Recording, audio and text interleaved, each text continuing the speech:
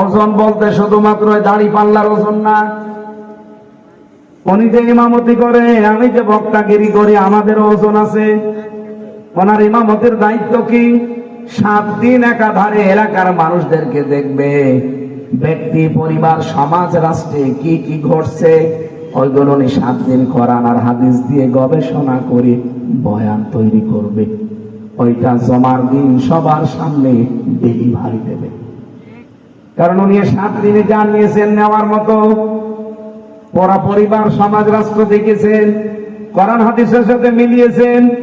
এই যা পেলেন এইগুলো তিনি ডেলিভারি দেবেন। কিন্তু বাংলাদেশে এরকম হাজারো ইমাম, হাজারো বক্তা আমরা আছি, একটা বয়ান করার আগে যা দেখি, যা পাই, যা নেই, ডেলিভারি দেওয়ার সময় দেওয়া সম্ভব হয় না।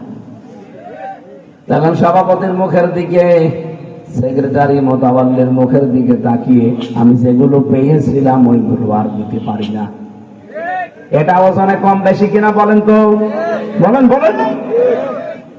উনি মনে করেন একজন মাস্টার, 1 থেকে মাস্টার্স পর্যন্ত যারা পড়ায় তাদের কত জ্ঞান অর্জন করে একটা মাস্টার হওয়া লাগে।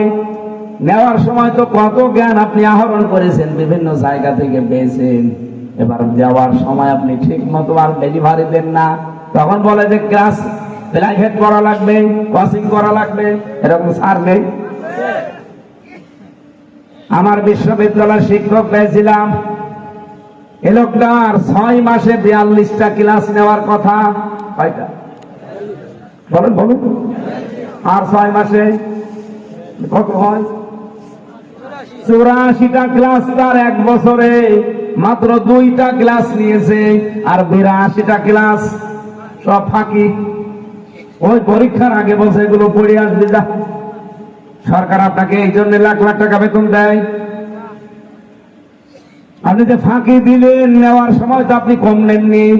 কত জায়গা থেকে জ্ঞান পেয়েছিলেন, আপনি একজন ডক্টর, এত জ্ঞান অর্জন করলেন, দেওয়ার সময় যে দিতে চাইলেন না, আপনি কিন্তু কিয়ামতের দিন দুনিয়াতে আপনার অন্তর কালো হয়ে যাবে, মরিচা পড়ে যাবে।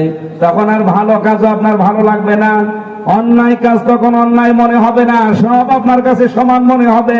এই জন্য অধিকাংশ শিক্ষকের চরিত্র এখন এরকম হয়ে যাচ্ছে। শিক্ষকতা একটা মহান পেশা, কিন্তু এটাকে আমরা কলুষিত করে ফেলেছি। আমরা তো নিজেরাও একটা বক্তব্য দিতে হলে কমপক্ষে 10 ঘন্টা পড়ে আসি, কিন্তু ডেলিভারি দেওয়ার সময় আমরা দিতে পারি না।